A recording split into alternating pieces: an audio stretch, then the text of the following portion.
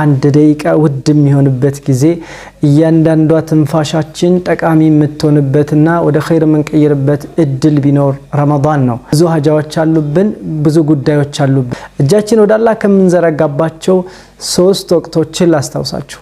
የመጀመሪያው እንደል ፍጡር ነው። የጾሚ ዱዓ ይመለስም ያሉበት ሰዓት እንደል ፍጡር ነው።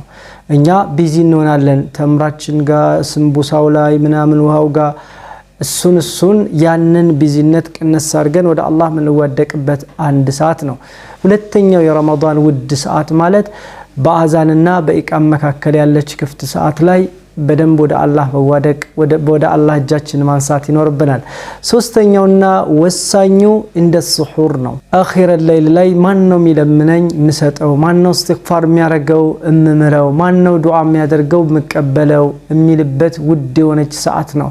እነዚህን 3ቱን ዱዓ ተበራቱ ላለሁኝ።